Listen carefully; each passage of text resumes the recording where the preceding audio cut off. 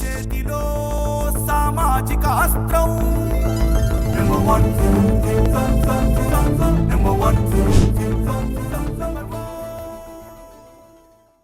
Welcome to number 1 news. This is మధులలిత.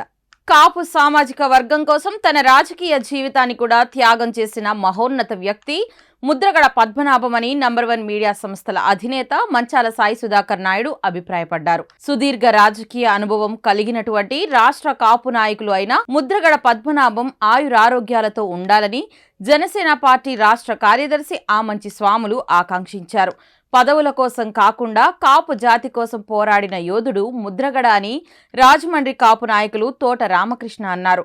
మాజీ మంత్రి ఆంధ్ర రాష్ట్ర కాపు ముద్దుబిడ్డ ముద్రగడ పద్మనాభంను రాష్ట్ర కాపు నాయకులు బుధవారం నాడు ఆయన స్వగృహంలో పరామర్శించారు.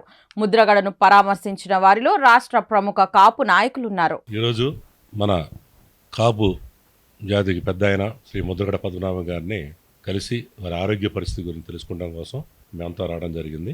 మరి మాతో పాటుగా మన ఆమంచి సోములు గారు, అలాగే అన్ని జిల్లాలకు సంబంధించిన కాపు ముఖ్యులు మరి వారిని పరామర్శించడం కోసం మేము అందరూ వచ్చాం. మరి ముద్రగడ పద్మనాభం గారు మరి తన జీవితం అంతా కూడా ప్రజలకు సేవ చేస్తూ, ముఖ్యంగా మన రాజకీయంలో ఆయనతో పాటు సమకాలీకులైన వాళ్ళందరూ కూడా రాజశేఖర రెడ్డి గారు కానీ, చంద్రబాబు గారు కానీ వాళ్ళందరూ సీఎంలు అవ్వడం జరిగింది. మరి ఆయన ఈ కాపు కులాన్ని మీద వేసుకొని కాపు జాతికి పడుతున్న ఇబ్బందుల గురించి ఆయన పోరాడుతూ మరి ఆయన రాజకీయ భవిష్యత్తు కూడా మరి వెనక్కిన సంగతి మనందరికీ తెలిసిన విషయమే.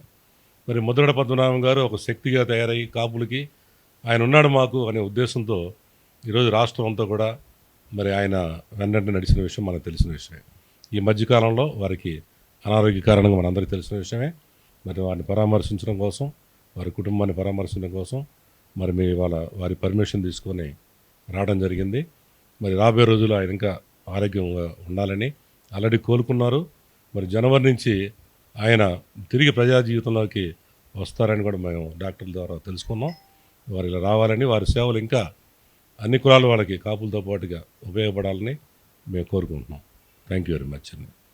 ఈరోజు మా పెద్ద ఆయన అంటే మా కాపు జాతికే ఒక గర్వకారణమైనటువంటి వ్యక్తి ముద్రగడ పద్మనాభం గారు మా పెద్ద ఆయన.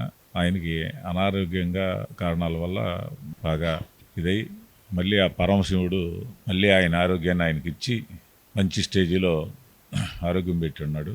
ఇట్లానే కాకుండా రాబోయే రోజుల్లో శివుని యొక్క ఆశీస్సులతో ఆయన భవిష్యత్తులో ఏదైతే కోరుకున్నారో అంతకంటే ఎక్కువగా మంచి ఆరోగ్యం, మంచి రాజకీయ భవిష్యత్తు, వాళ్ళ పిల్లల యొక్క రాజకీయ భవిష్యత్తు, కుటుంబం యొక్క ఆరోగ్య భవిష్యత్తు, ఆర్థిక విధానాలన్నీ కూడా పరమశివుడు ఇవ్వాలని కోరుకుంటూ ఆయన మళ్ళీ జనవరి నుంచి జనజీవనంలోకి వచ్చి పేద ప్రజలందరికీ కూడా మంచి సేవలు అందించాలని మనస్ఫూర్తిగా పరమశివుడిని కోరుకుంటున్నాను.